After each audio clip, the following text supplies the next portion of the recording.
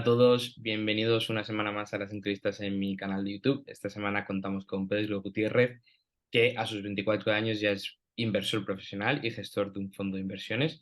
Entonces, la primera pregunta y el motivo por el que le quiero caer es por su forma de invertir, un tanto peculiar para muchos, pero antes que nada, ¿qué es eso de que eres gestor en un fondo de inversiones? ¿Qué significa eso? Bueno, yo soy analista en un fondo de inversión o sea, la figura del gestor es como, digamos, el que se encarga de decir lo que tiene, lo que se compra o lo que no se compra dentro de ese fondo de inversión. Y mi figura, que es la de analista, es la persona que está por detrás, se le encarga, por ejemplo, como trabajamos en el fondo donde yo estoy, cada uno se encarga de un mercado y dentro de ese mercado, pues dice cuáles son las compañías mejores o peores y si están a un precio razonable para invertir en ellas. Y a partir de ahí, pues ya es el gestor, que es una figura un poco más elevada dentro del mismo fondo, ¿Vale? que es la que se encarga de elegir si lo que le estás diciendo tiene sentido o no. Entonces tú te encargas de analizar empresas dentro de una industria en concreto, ¿no? Que ahora nos dirás qué industria es, y decidir o darle tu recomendación de si se tiene que comprar más ahí o no. Sí, exacto. Vale. ¿Y a qué industrias, en qué industria estás especializado o a qué industria te dedicas? Pues yo principalmente llevo la parte de tecnología. Tecnología. Más concretamente llevo la parte de industria de sistemas de pago Ujú. y luego advertisement, que es, bueno, Google, Meta, anuncios digitales y demás. Y luego pues empresas que son de productividad, que son por ejemplo Microsoft, Google también, digamos esa industria que es como más de ofertas de IT y eso también. Vale. ¿Y tú a la hora de analizar las empresas, cómo lo haces? Tú te sientas delante y que abres un Excel, miras la empresa, miras quién es el CEO, si te cae mejor o peor, ¿qué estrategia sigues? Pues es interesante porque la metodología es algo que a mí me gusta mucho tocar y Ujú. principalmente bueno, la metodología que yo sigo o la que seguimos en donde trabajo es coger una industria y generalmente buscar industrias que sean monopolísticas o oligopolísticas en las cuales las empresas que participen dentro de ellas tengan poder de precio, poder de fijación de precio y barreras de entrada que sean sostenibles en el tiempo. Ujú. Cuando encontramos ese tipo de industria, intentamos analizar cuál va a ser el líder o quién es el que está, o cómo están evolucionando las cuotas de mercado, digamos, dentro de ese mercado. Y a partir de ahí, pues analizar, digamos, toda la parte financiera de flujos de caja, qué es lo que esperamos en el futuro que esa empresa genere de flujos de caja una vez ya sabemos cuáles son pues esas barreras de entrada, ese poder de fijación de precios, la evolución del volumen también, etcétera. Cuando ya tenemos una percepción de qué es lo que más o menos creemos que va a pasar con esa compañía, pues calculamos cuál va a ser el retorno de los flujos de caja que genere y una vez visto esos retornos que genera, pues decidir si se corresponde con lo que nosotros creemos que es un buen retorno o no es un buen retorno, está cara, está barata, etcétera. Entonces, digamos que muy simplificadamente todo eso es el proceso que se sigue hasta que se alcanza pues una decisión de inversión o no. ¿Nos puedes poner algún ejemplo de una empresa dentro de una industria que creáis que tiene esa tendencia monopolística o ese gran peso dentro de la misma? Sí, por ejemplo, te puedo hablar de el caso más claro que te podría decir es Visa, Ujú. que es, por ejemplo, una compañía que se dedica pues eso, a sistemas de pago, a las tarjetas de crédito. Y el caso de los sistemas de pago es muy monopolístico porque principalmente ocupa, bueno, hay como digamos varios tipos de sistemas. Existen los sistemas cerrados, sistemas abiertos, que bueno, digamos, es extenderme mucho, pero principalmente lo que logran Visa y Mastercard, que son las dos que están ocupando todo el mercado, es el banco el Ujú. que se lleva al final una parte de la comisión que ellos cobran. Es decir, ellos en las tarjetas de crédito tú compras en un negocio y a ese negocio le están cobrando de media un 1,75%, un 2% más o menos del valor de la transacción. Es decir, yo compro, por ejemplo, un mueble en una tienda de muebles y el precio que yo he pagado me están cobrando un 2%. De ese 2%, el 1,5% más o menos se lo lleva el banco que le ha emitido la tarjeta a la persona que ha comprado ese inmueble, o sea, ese mueble. Entonces, el banco, entre comillas, como es el que controla qué tarjeta vas a usar tú o no, Visa y Mastercard recompensan mucho a esos bancos y por lo tanto son los que al final terminan ganando el mercado, porque si llega otro y dice, venga, yo lo voy a poner más barato, las comisiones que Visa y Mastercard. Si lo pones más barato, lo que pasa es que el banco no quiere porque no le puedes pagar la comisión que le pagan Visa y Mastercard. Pero si lo pones más caro, no puedes competir porque Visa y Mastercard tienen las comisiones más baratas.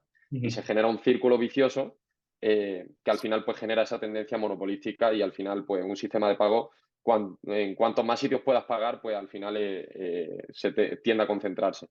Sí, se originan estos efectos red, ¿no? Justo. Ujú. Entiendo, entiendo. Esta manera de analizar las empresas entra dentro de alguna de las grandes, por así decirlo, de análisis value, de momentum, de análisis técnico, o es su propia categoría. ¿Y cómo se llama? Pues esta categoría en concreto se llama Quality, Ujú, que viene a ser comprar empresas de calidad.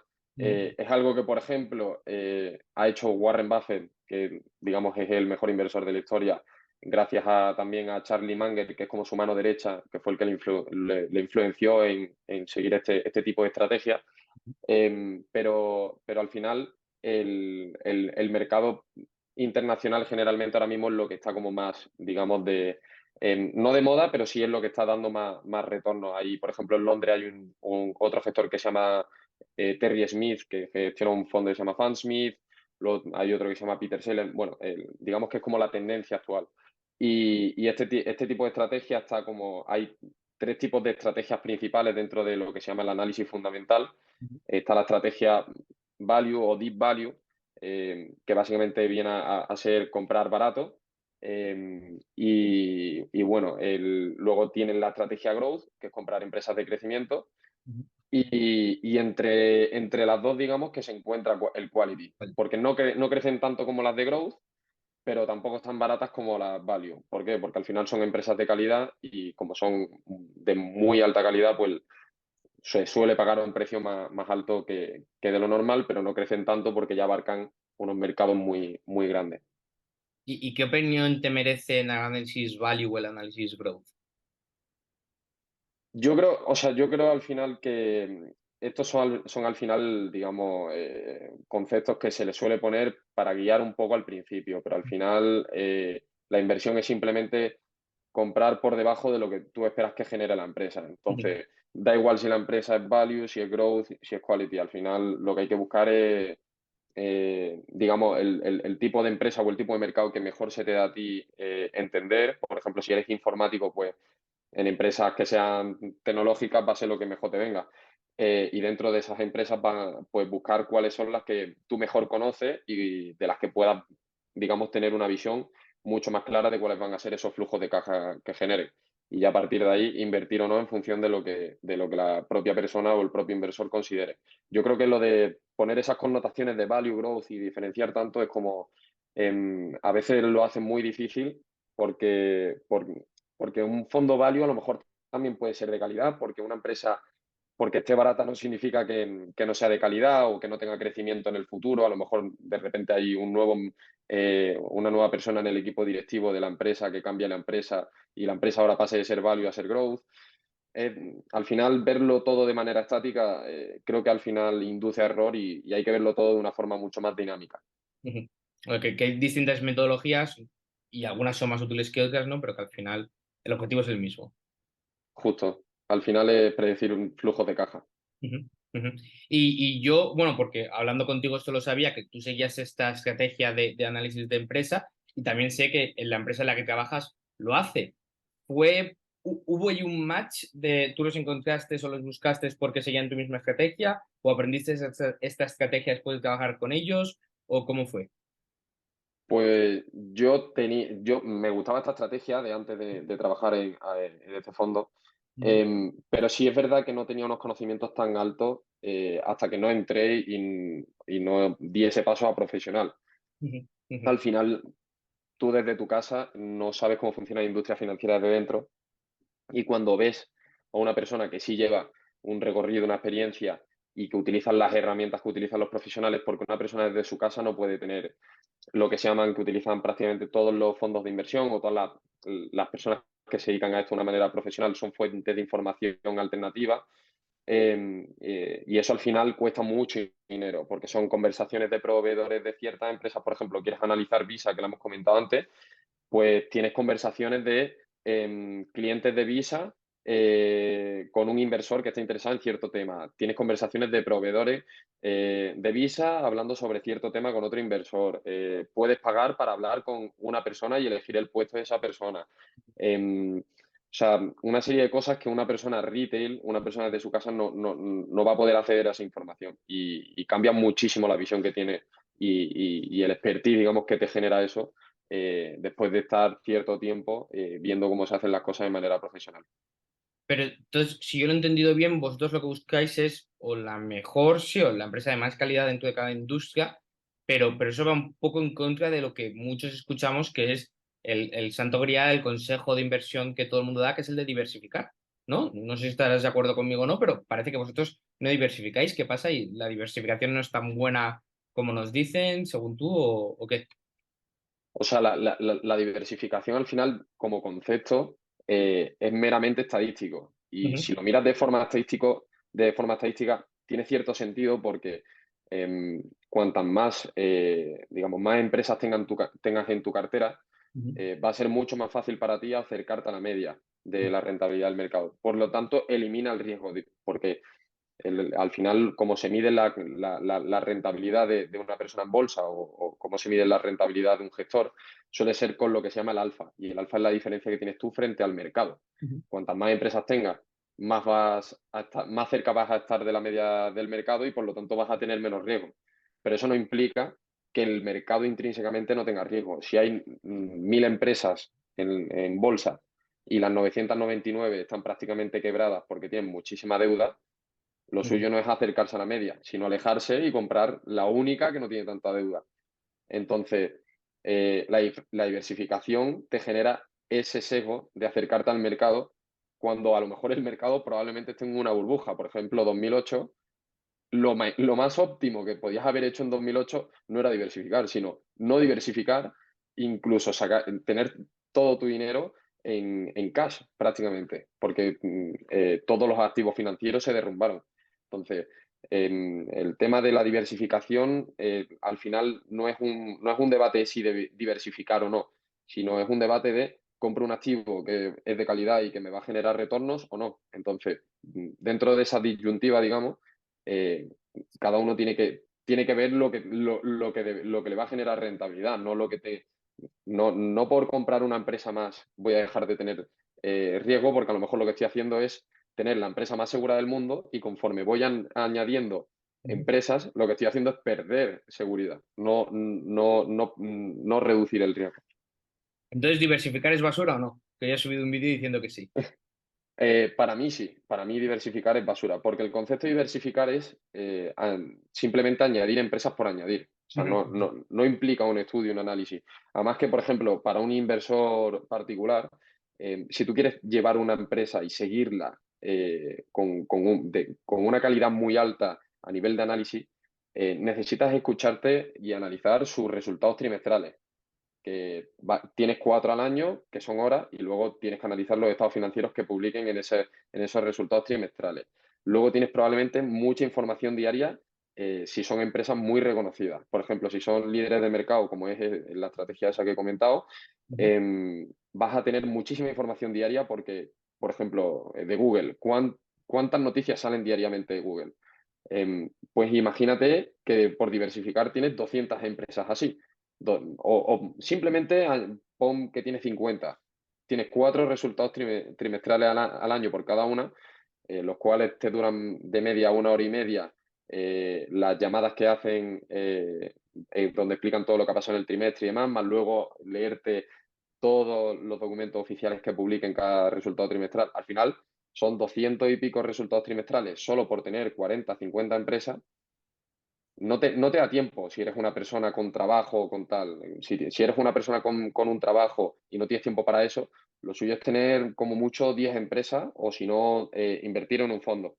ujú. Eh, pero eso de tener 50, 60 empresas en cartera implica muchísimo esfuerzo, muchísimo tiempo que prácticamente nadie tiene. Ujú. ¿Y por qué crees que se da tanto este consejo? Porque en finanzas hay un problema, en mi opinión, hay un problema bastante gordo que es que se suele ver todo de manera estadística. Y todos son estadísticas y todos son números, pero no se da cuenta, digamos, el público en general de que no son estadísticas y no son números. No es un papelito que pone que tú tienes una acción de algo. O sea, no es algo que no, como muchas veces se piensa, por ejemplo, con Bitcoin, que se piensa que no es dinero o que sí es dinero porque es intangible y demás. Em, pues pasa un poco parecido. Al verlo todo como que son números y en beneficios y tal, no se ve que lo que hay detrás es una empresa, con sus trabajadores, con sus retornos, con sus productos. Entonces, muchas veces se dice, pues ha crecido tanto el flujo de caja en los últimos 10 años, cotiza a tal precio, pues por lo tanto los próximos años va a seguir haciendo lo mismo. O este tipo de empresa estadísticamente ha conseguido tanta rentabilidad, pues por lo tanto a futuro lo seguirá haciendo. Pero al final la economía funciona de manera dinámica y eso cambia en cualquier momento. La estrategia que funcionaba, por ejemplo, Benjamin Graham, que tiene los dos libros probablemente más reconocidos de la industria, que son Security Analysis y El inversor inteligente, exponían la estrategia de value, que era comprar barato y prácticamente ya se llamaba, o sea, era comprar los activos por debajo del valor del libro y que tuviesen unos estados financieros relativamente estables. Esa estrategia, luego, cuando Warren Buffett, a partir de los 50, se dio cuenta de que no le funcionaba y por lo tanto cambió y empezó a fijarse un poco más en la calidad de las empresas y demás. Luego, durante la década de 2010 a 2020, las empresas growth, que son las empresas de crecimiento, son las que mejor han funcionado y ahora a partir de 2020 las que mejor han funcionado han vuelto a ser las value. Entonces, está en constante cambio y si tú al final te aferras a una cosa y lo ves de forma estadística y estática, te induce a error y para el público en general, como no le dedica el tiempo necesario como para profundizar en eso, seguía pues por ese sesgo estadístico, digamos. Ujú. A mí, volviendo un poco a tu trabajo, porque hay algo que me interesa, ¿no? Como analista de inversión. Tú llegas al trabajo, te sientas en tu oficina y si ya has decidido, ya has hecho el análisis previo y has dicho, bueno, la mejor industria o la mejor empresa, perdón, en esta industria es esta, ¿qué haces el resto del día? ¿Sigues mirando por si acaso para asegurarte para confirmar otra vez tu previo análisis, pero en el momento en que ya lo has decidido, ¿qué haces durante el día? ¿Qué hace un analista, sobre todo quality, durante su día? ¿En qué consiste tu trabajo? Pues principalmente buscar otras oportunidades y seguir mirando otras industrias. Hay muchísimas industrias en el mundo, luego a lo mejor hay como las cotizaciones están en constante cambio también. De repente hay un día que una empresa cae un 40% o se pega un leñazo bastante gordo y esa empresa ya la habías analizado previamente, pero como han pasado un tiempo tienes que volver a actualizar la tesis. Luego, pues hay a lo mejor una empresa que tú tienes en cartera o, por ejemplo, la que has analizado ha subido mucho y se ha empezado a poner un poco más cara de lo que a ti te gustaría. Entonces ahí tienes que empezar a vender, buscar otras nuevas oportunidades. Al final es un trabajo que eh, es simplemente analizar toda la información que vayas viendo en el mercado, ir cogiendo industrias e irlas ordenando. Em, y al final es pues eso, empiezas, coges una industria, analizas esa industria y si has analizado ya esa empresa, lo que haces es analizar los competidores Ujú.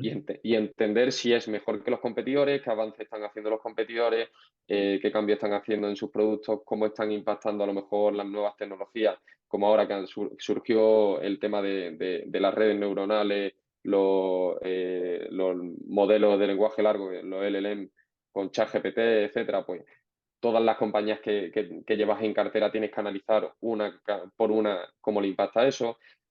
Al final, todas las semanas prácticamente hay noticias gordas que tienes que entender bien y que no es una cosa de me leo el primer artículo que sale, por ejemplo, en el periódico, en el Expansión o en el Financial Times o en el que sea, sino que tienes que entenderlo de una forma como si fueses un profesional del sector o por lo menos intentar acercarte a ese expertise aunque sea imposible porque no eres profesional de ese sector, pero sí tienes que entender ciertos debates sobre innovación y al final es intentar predecir el futuro, que al final no es una cosa fácil y lo tienes que ir haciendo de forma progresiva y en constante desarrollo de la información que te va llegando. Ujú, ujú. Y entonces lo que estoy entendiendo ahora es que tampoco te casas con ninguna empresa, ¿no? Estás constantemente mirando a los competidores en caso de que tengas que decir, no, no, me cambio. Es decir, tú buscas la premium en el momento, pero estás dispuesto a cambiar y a decir, vale, esta deja de serlo. Justo, o sea, si de repente en un momento dado llega una empresa a esa industria que es mucho mejor que la que yo tengo en cartera, pues tengo que cambiar o por lo menos tengo que analizar qué está pasando en esa industria, incluso no para cambiar de la que yo creía que era ganadora a la nueva ganadora, sino que a lo mejor simplemente como no sé cuál de las dos va a ser o no sé si puede haber una tercera porque me doy cuenta de que si ha aparecido una segunda, a lo mejor la industria no la entiendo lo bien que yo creía, a lo mejor lo que tengo que hacer es salirme de esa industria directamente Ujú, y esperar, analizar hasta que se calmen un poco las cosas y verlo todo un poco más con mejor, digamos, asentando toda la información que te ha llegado y después de un tiempo de estudio y ahí tomar una decisión. O sea, todo al final se reduce a tener la mayor visibilidad posible sobre lo que tienes en cartera o lo que quieres tener en cartera. Entonces, sí, esa visibilidad solo la consigue a través del estudio tanto de la empresa como de los competidores y de los movimientos que está habiendo en esa industria. ujú. Y a los analistas y gestores de fondos, ¿os cuesta reconocer errores? Porque entiendo que con vuestros clientes tiene que haber cierta rendición de cuentas. Tendréis que a veces reconocer errores, pero a veces no querréis hacerlo, pero claro, si no lo hacéis podéis estar en pérdidas y si sí que lo hacéis podéis darle dinero a los clientes. ¿Cómo es esa dinámica de, no, me he equivocado y el cliente dice, ahora porque has dado este cambio? O los clientes suelen desentenderse. Pues al final esto suele terminar reduciéndose a los números. Es decir, tú tienes una tesis cualitativa, digamos, previamente sobre la industria, los competidores, etcétera, pero al final el crecimiento de las diferentes empresas que hay dentro de esa industria, de sus números, no te va a mentir y si llevas 3 años con una compañía, la cual no para de ir a peor en sus números y luego la que está al lado, aunque tú creas que es peor, no para de aumentar, pues obviamente estás equivocado.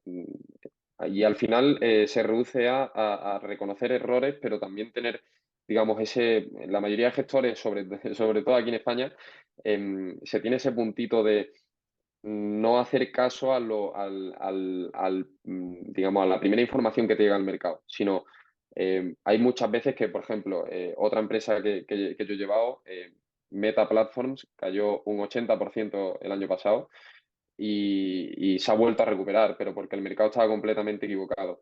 Y tienes que tener ese punto de tener en cuenta si lo que te está diciendo el mercado tiene razón y tú te estás equivocando o no. Al final se reduce a ser lo más racional posible, Ujú, eh, pero también tienes que ser lo más racional posible, pero también tienes que tener en cuenta que los clientes, pues tienes que mantenerlos tranquilos, tienes que tal. Suele ser algo complicado, pero si tomas generalmente la decisión más racional, te suele terminar pagando a largo plazo eso. ujú. Existe un paper, bueno, que se publicó como paper, pero era más bien una especie de ensayo sobre la antropología de los economistas, ¿no? Sobre cómo era ser profesor en un departamento de economía. Si tuvierais que hacer un breve resumen sobre la antropología de los inversores, ¿hay algunos rasgos que digas, mira, los que estamos en esta industria, los que nos dedicamos a esto, solemos ser de esta forma, tenemos estas cosas, estos rasgos de personalidad en común? ¿Hay algo que os caracteriza, que digas, mira, solemos tomar más riesgo que la persona normal? ¿Algo por ahí que veas? Sí, suelen ser personas muy pacientes. Ujú, Te diría que la paciencia suele ser algo muy, eh, digamos, una característica bastante común. Eh, Muy racionales, o sea, la racionalidad dentro digamos que no siempre hay que ser extremadamente racional porque hay cosas que son cualitativas y que hay que entenderlas como consumidor, pero hay que intentar ser lo más racional posible. Eh, Generalmente te sueles enfrentar ante muchos problemas complejos y también tienes que tener la humildad de decir, esto no lo entiendo. Eh, por ejemplo, hay muchísimos inversores que intentan comprar la próxima Microsoft. Ujú, ujú, Y hay veces que tienes que tener la humildad también de decir, no voy a ser capaz de predecir esto, tengo que intentar hacer cosas más fáciles, que es, por ejemplo, una de las grandes enseñanzas que tiene Warren Buffett, que digamos que es como el inversor modelo. ujú, Suele ser eso, la humildad que tiene a la hora de decir, pues no entiendo cómo funciona la industria de semiconductores, pues compro una cadena de supermercados que es mucho más fácil de comprender. ujú. Entonces, yo diría que son principalmente esas características, ser racional, paciente y bastante humilde a la hora de tomar decisiones. Y en cuanto a formación, ¿suelen venir de economía y también ingenieros? ¿De qué ramas suelen venir por lo menos los de tu sector o con los que trabajas? Sí, generalmente te diría que principalmente venimos o de economía, de esa rama, o si no de ingeniería. Ingeniería em, cada vez está tomando mucha más relevancia en el mundo de, digamos, la finanza o la inversión en bolsa, porque generalmente como muchas empresas, o la gran mayoría diría, hoy en día tienen pues muchísima importancia la tecnología que utilicen o ciertos aspectos que son muy fáciles de entender para un ingeniero, pero que un economista a lo mejor no entiende, pues eso influye, digamos, los bienes de capital que, por ejemplo, genere una empresa que sea tecnológica. Si tienes un ingeniero, va a ser mucho más fácil que lo analice que, por ejemplo, una persona que viene de ADE, porque a lo Ujú, mejor no tiene mucha idea. ujú, Entonces, diría que son como las dos ramas más comunes, finanzas de economía y luego ingeniería. ujú. Muy bien, muy bien. Lo digo por si alguien nos está escuchando y dice, oye, me interesa este trabajo, me gustaría dedicarme a lo mismo que Pedro, que tengo que estudiar, que tengo que hacer. Pues que lo sepa ya, que ingeniería de economía son buenas carreras para entrar. Sí, justo. Y también diría que hay que tener una actitud muy... em, hay que ser muy sacrificado, digamos, porque es una empresa o sea, una empresa, una industria o una carrera laboral que ocupa muchas horas y que no es el típico trabajo que entras de 8 y sale a las 5, sino que a lo mejor entras a las 8 y como el mercado americano cierra aquí en España a las 10, te tienes que quedar a lo mejor trabajando hasta las 12 una, porque tienes que analizar todo lo que ha salido. Entonces, em, es bastante sacrificado en ese aspecto, digamos. Luego, has mencionado a Warren Buffett un par de veces. ¿Qué inversores quality puedes tener como referencia, nos puedes poner a los oyentes como referencia para decir, ah, vale, esto es quality? Y en general, ¿qué inversores te inspiran y en qué inversores te has fijado en sus tesis para aprender? Pues principalmente Warren Buffett, luego están, pues eso, Terry Smith, que lo he mencionado creo también antes, Charlie Munger, que es la mano derecha de Warren Buffett, luego tienes a Bill Ackman, eh, que es, digamos, de la nueva generación, aunque tenga 50 años, digamos que es como de los jóvenes de la industria ahora. Luego tienes a Joel Greenblatt, hay, digamos, eh, muchísimo fuera, pero muy poco dentro de España. Entonces, generalmente Quality diría que suele ser internacionalmente más que aquí español. Luego Francisco García Palamés, que es bueno, el inversor español de referencia, aunque él es value. Y ahora, por ejemplo, cuando empecé era más de su estilo, pero he ido girando un poco más hacia el quality. Y al final no es tanto como ver sus tesis de inversión, sino em, en la inversión existe un problema que al final esto se está tratando mucho más de manera práctica que de manera como una ciencia, por ejemplo, de estudio. Y es muy difícil encontrar tesis por ahí. Entonces, lo que generalmente puedes encontrar son entrevistas, cartas que escriben a sus inversores en momentos en donde, por ejemplo, una acción ha caído y le explican a sus inversores por qué ha caído esa acción y por qué el mercado está equivocado.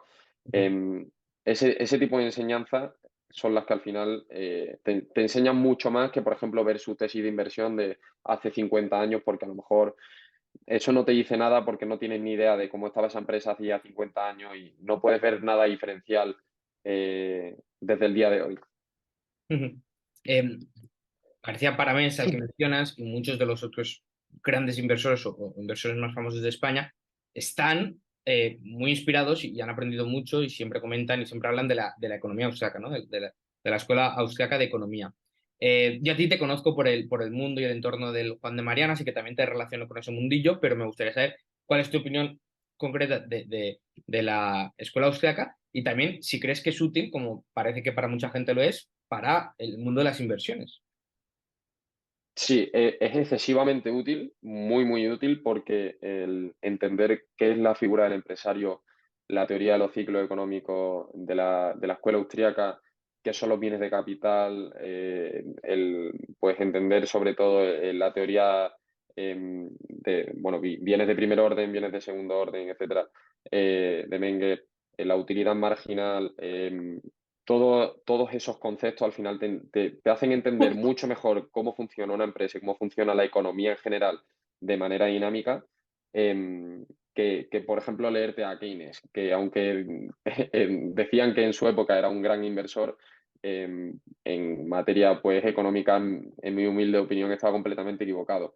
Entonces, la escuela austríaca te ayuda muchísimo a eso, porque puedes entender de manera mucho más precisa Ujú. cuando existe, digamos, en el aspecto más financiero, cuando existen activos mucho más sobrevalorados, mucho más infravalorados. Además que como eh, todo, todo está como relacionado con la conducta humana, la praxeología, etcétera, te hace entender mucho mejor los intereses e incentivos, la forma en la que actúa el ser humano, cómo funcionan los métodos de valoración del mercado en sí, porque, por ejemplo, históricamente el tema de valor de uso, valor de cambio, y luego llega Menger y dice que no, que es valor subjetivo.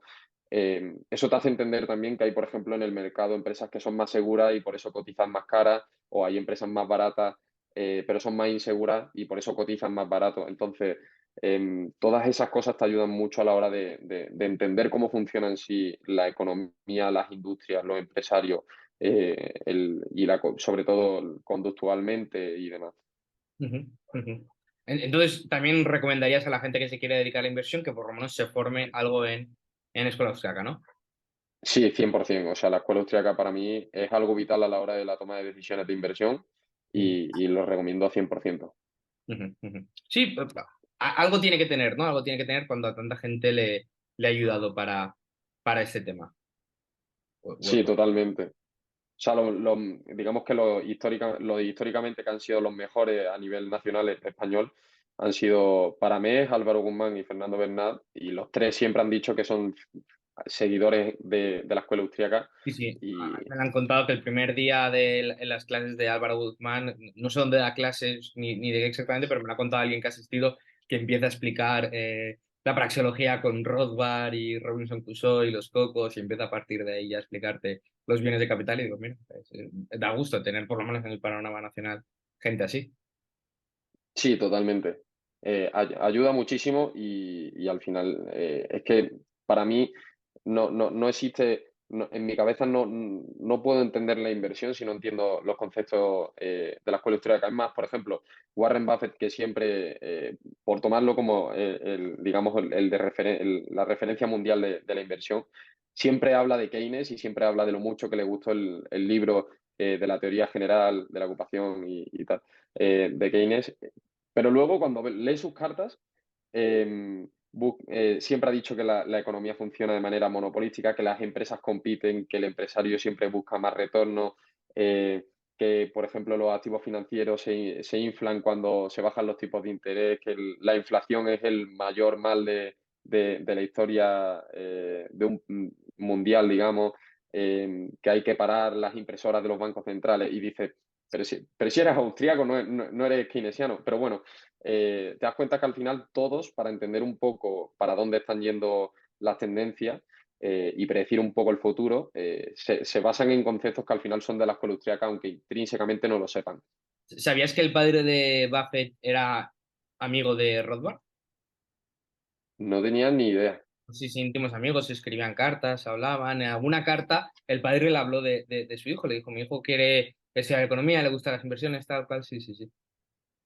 Bueno, no tenía ni idea. Pues sí, sí, sí. Pero, pero sí es verdad que cuando le han preguntado a Buffett, él siempre ha dicho que no ha leído mucho de economía. O sea, siempre ha sido muy aférrimo a Keynes Ujú. y Sí, sí, pero eso lo sé, pero sé que el padre era íntimo de Rothbard. wow, es curioso. No tenía ni idea, la verdad. Mira, un dato curioso que te llevas. ¿Cuáles son algunos de los mitos, aparte de la diversificación del mundo de las inversiones, que crees que hace falta desmentir? Pues aparte de la diversificación, por ejemplo, ahora está surgiendo una moda, bueno, lleva bastantes años ya, que es, por ejemplo, análisis técnico. Ujú, em, y las inversiones cuantitativas, digamos, creo que es otra de las grandes mentiras de los mercados financieros porque al final fue principalmente una invención de los bancos y de las instituciones financieras, principalmente comerciales, que inventaron este concepto del trading, análisis técnico, etcétera, para que se hiciesen más operaciones en un periodo menor de tiempo y así pagar muchas más comisiones. Si hago 3 operaciones al día eh, frente a hacer una al año, una compra o una venta al año, implican muchas más comisiones hacer 3 operaciones al día que hacer una al año. Entonces, al final, son conceptos y son grandes modas que hay en el mundo de los mercados financieros. Por ejemplo, lo de las típicas películas que hay una pantalla o sea, hay 4 pantallas, el típico broker con 4 pantallas y todo lleno de números y de gráfica y de velas rojas y verdes. Eso no se tiene. O sea, no conozco a nadie en el sector que haga eso. O sea, al final lo que tiene puede que tengas, yo por ejemplo tengo mis 3 pantallas, pero las 3 pantallas son el Excel, ujú, la página de la compañía donde saco la información, que básicamente pues para imprimir los papeles y leérmelos, y ujú. luego la otra es el correo. Entonces, son grandes mentiras que es simplemente para que la industria comercial, digamos, ganara muchas más comisiones de las que ganaría si todo el mundo fuese tan racional y no se hiciesen tantas operaciones al año. Aprovechando que lo has mencionado en un momento de la entrevista, ¿qué opinión te merece Bitcoin?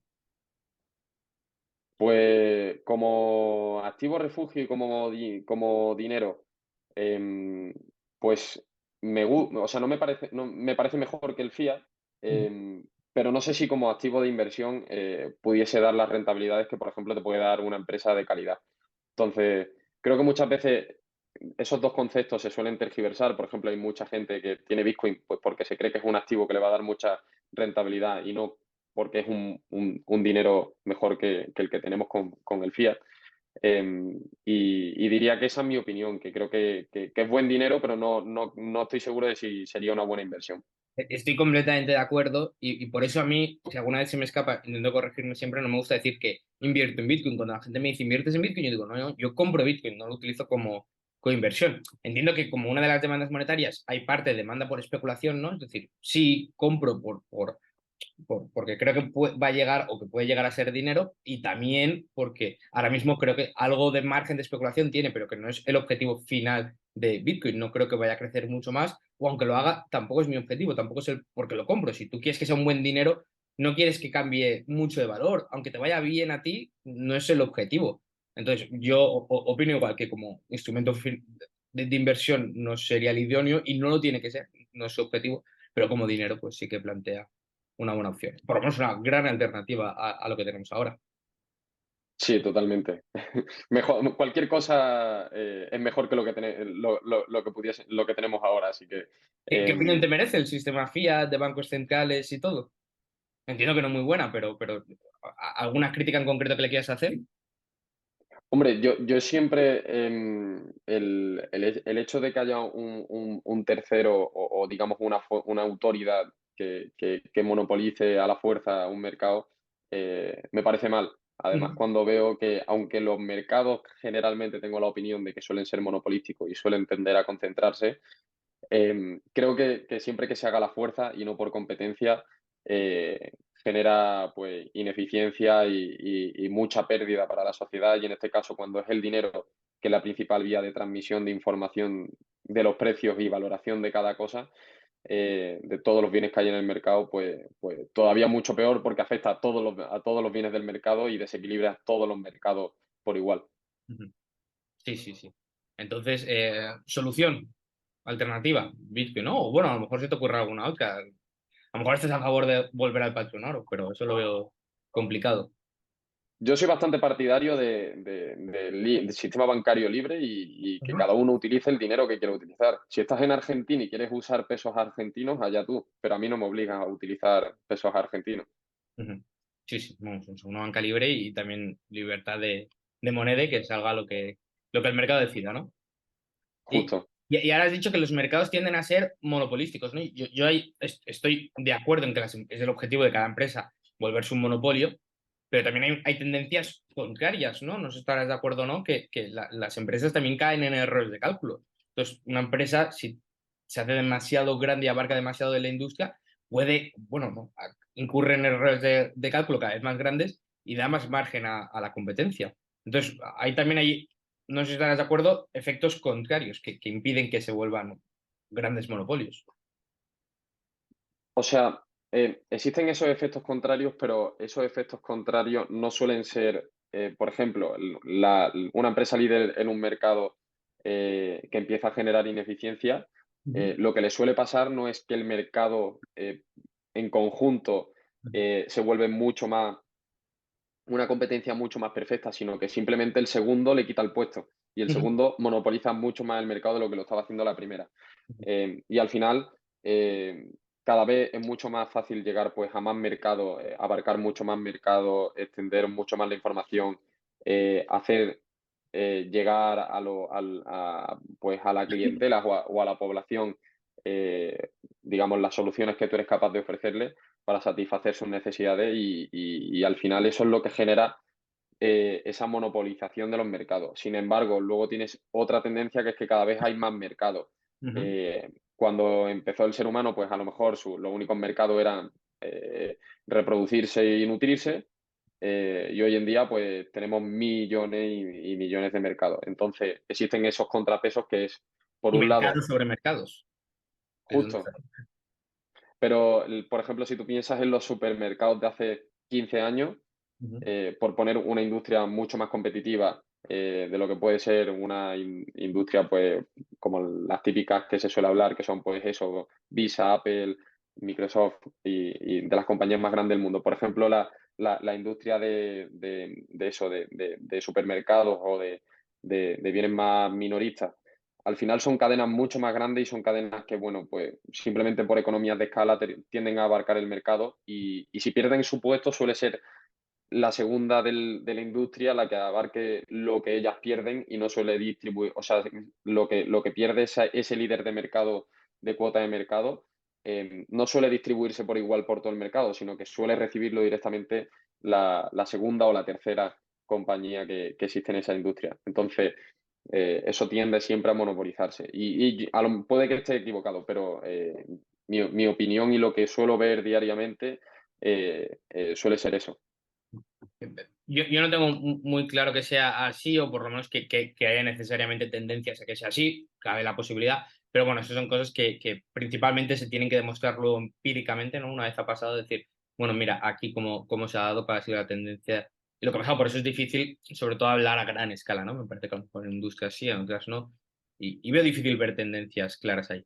Pero bueno, una cosa que le escuché una vez a ver tu opinión sobre esto, que le escuché a Nick Szabo en una entrevista, es que él decía que ve que el futuro de los mercados financieros es que cada vez va a haber más y más volatilidad. ¿Por qué? Porque con la información, con lo rápido que se pasa la información, cualquier cosa que rápidamente se divulga, se disperse, puede hacer un cambio drástico en el valor de una empresa. Un ejemplo que se me ocurrió escuchándolo fue Tesla con Elon Musk fumando marihuana en el show de Joe Rogan, ¿no? En el momento en el que pasó eso, de repente el valor cayó y con eso pues pueden pasar muchas cosas por un lado o por otro.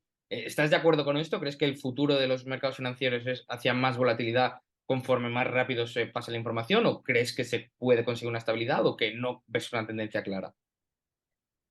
Sí, bueno, en cierto modo sí, pero no es algo porque, o sea, la causa, en mi opinión, no es porque la información se distribuya mucho más rápido, Ujú, sino porque somos capaces de procesarla mucho más rápido. Entonces, somos mucho más rápidos a la hora de tomar decisiones. y eso suele venir, por ejemplo, si tú miras cuando, por ejemplo, había publicación de resultados trimestrales hace 50 años, a lo mejor las cotizaciones se movían como mucho un 3-4%. Hoy Ujú. en día, perfectamente te puedes encontrar un +15, más 10, +7, -5, -6. Y eso viene principalmente porque se está automatizando todo el proceso de inversión y cada vez pues, es mucho más, está más gestionado por máquinas y no por humanos. Entonces, las máquinas al final terminan generando lo que se llama comportamiento de manada, que es si el precio se mueve en tal dirección, todas terminan moviéndose en esa dirección.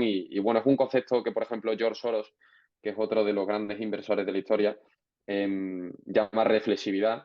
Bueno, tiene varios papers y luego tiene un libro que se llama La alquimia de las finanzas. Ujú. eh, y explica ese concepto que es conforme somos capaces de procesar mucho más la información, mucho más rápido, y existe mucha más información, es mucho más probable que el mercado se equivoque. Entonces, mucho más probable que existan esas tendencias a existir mucha más volatilidad. ¿Qué papel crees que va a jugar la inteligencia artificial, ya no solo ChatGPT, que puede estar más o menos limitada, pero la inteligencia artificial en general en tu industria? Pues está incrementando la productividad de una forma que es muy significativa, pero sin embargo, yo soy al final, bueno, al ser un seguidor de la escuela austríaca, creo que al final eso genera sesgos porque una máquina no es capaz de comprender los incentivos, intereses, sentimientos o la conducta humana, que no siempre es racional. No es capaz de comprenderla ni la va a comprender. Entonces, creo que en muchos casos genera muchos más sesgos de los beneficios que genera. Dicho esto, eh, en mi caso, me permite pues analizar información de una manera mucho más rápida porque, por ejemplo, con ChatGPT o con Bard, que es de Google, etcétera, a la hora de, por ejemplo, leerte un informe anual, sabes mucho más rápido dónde está cada cosa, a dónde tienes que ir, dónde puedes encontrar información, te dice dónde están las fuentes oficiales o de dónde, por ejemplo, hay un número que has visto en un texto sobre cuotas de mercado o sobre una información, pero no sabes de dónde ha salido porque a lo mejor estás leyendo un documento que no tiene fuente. A la hora de introducirlo en la inteligencia artificial es mucho más fácil que te lleve a esas fuentes de dónde ha salido esa información, comprobar si es verídico o no, y te incrementa muchísimo más la productividad a la hora de, digamos, ponerte esa guía de voy hacia aquí, voy hacia allí. Me gusta escuchar eso, que os sirve para aumentar vuestra productividad. Luego, Pedro, una pregunta bastante aparte de todo lo que estamos hablando, pero que es una cosa que sé que a los dos nos gusta y me apetece hablar un poco. Vas al día en el manga de One Piece, ¿no? El otro día estábamos comentando que es una serie libertaria. ¿Por qué crees que lo es? Pues, hombre, al final toda la línea que lleva, digamos, el manga es al final la búsqueda de la libertad y en mi opinión, es ser un contrapoder de las autoridades, el gobierno mundial, digamos, que es como el mayor enemigo que existe dentro de la serie. Creo que al final es libertario. Em, sin embargo, todavía no hemos visto ningún caso en el que, por ejemplo, en algún sitio por donde haya pasado el protagonista, hayan terminado siguiendo, pues haya terminado convirtiéndose en una sociedad anárquica. Siempre terminan con monarquías y con democracia, pero bueno, creo que libertaria porque representa mucho de forma muy buena los contrapesos que existen frente a las autoridades, gobierno mundial, etcétera. Y yo creo que lo que mejor representa es el daño que puede causar un gobierno mundial o un gobierno en general y el poder que tiene y la manera la facilidad que tienen para oprimir a la población. ¿La recomendarías? ¿Recomendarías One Piece, el manga, el anime, el live action, todo? Sí, todo el que sea libertario. Bueno, el live action todavía es muy pronto para recomendarlo. Me lo he visto entero, pero solo son 8 episodios. Por ahora va bien, pero no sé si lo seguirá haciendo. Pero todo el que sea libertario se lo debería verlo, porque al final el argumento principal que sigue toda la serie es el respeto irrestricto del proyecto del prójimo, porque Ujú. cada uno en la tripulación tiene su propio proyecto y el capitán lo que quiere es que toda su tripulación cumplan sus proyectos y toda la tripulación quiere que su capitán cumpla su proyecto de vida. Entonces, para todos los libertarios, creo que es algo que todo el mundo debería verse, o por lo menos todos los libertarios deberían ser aficionados a ello. 100%, y explícitamente el proyecto, el objetivo del protagonista es ser el hombre más libre de todos los mares. Y yo me atrevería a ir más allá, que no solo se lo recomendaría a todos los libertarios, sino a cualquier oyente, a cualquier persona. Igual es One Piece lo que te hace darte cuenta de los peligros del gobierno. Totalmente, totalmente. Muy bien. Dos preguntas que siempre hago antes de terminar, Pedro. La primera es si nos puedes recomendar 5 libros. 5 libros. Sí. Pues diría que es, bueno, el de Principio de Economía Política de Menger creo que es esencial. Ujú. Em, Luego de finanzas, pues diría probablemente Los ensayos de Warren Buffett. Es un libro bastante bueno, no es principalmente tan de finanzas como puede ser un manual de finanzas y demás, más empresarial, digamos. Luego, Security Analysis de Benjamin Graham, un gran libro, probablemente digamos que es como la Biblia de la inversión o el libro más clásico que hay. Luego hay uno que me gusta mucho que se llama Quality Investing, que es del mismo autor de los ensayos de Warren Buffett, que se llama Lawrence Cunningham.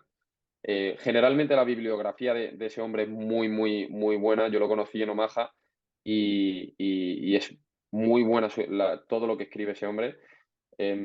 Luego recomendaría también el de Phil Fisher, que se llama Acciones Ordinarias y Beneficios Extraordinarios, otro gran libro.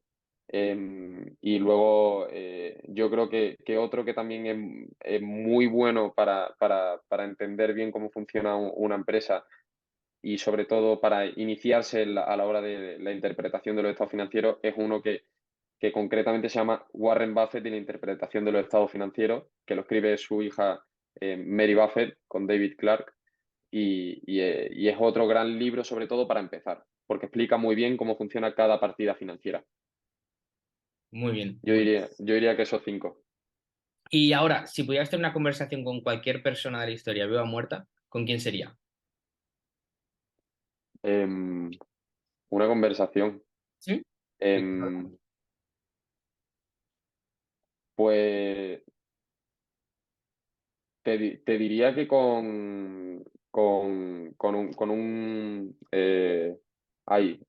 no me acuerdo el nombre.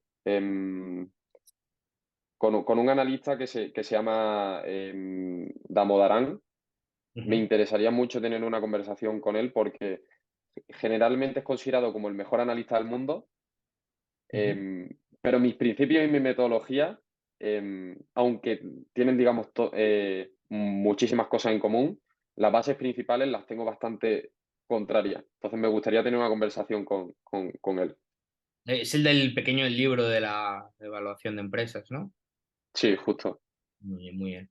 Em, Tú también eres bastante activo en redes sociales, ¿no? Estás en Twitter, estás en Insta, estás en Substack, estás en YouTube. Entonces, si la gente quiere saber más de ti, quiere escucharte, leerte más, ¿dónde puede encontrarte? Pues puede buscarme en Twitter e Instagram y YouTube también con el nombre de Gutiérrez Capital. Ujú. Y luego pues en el Substack también es Gutiérrez Capital, aunque si ponen ya un investor también le sale. También le sale. Entonces, todos tus handles, ¿no? Todos tus nombres de usuarios, Gutiérrez Capital. Sí, exacto. Bueno, pues los dejaré enlazados y la gente que quiera, que le haya interesado, que te siga. Pues muchas gracias, Pedro, por tu tiempo y espero que te lo hayas pasado bien y vuelvas pronto al canal. Sí, yo encantado, Edu. Cuando tú quieras, yo estoy aquí. Sí, sí, tengo mucha disponibilidad, lo sé. Gracias. Muchas gracias, gracias por invitarme. Nada, adiós.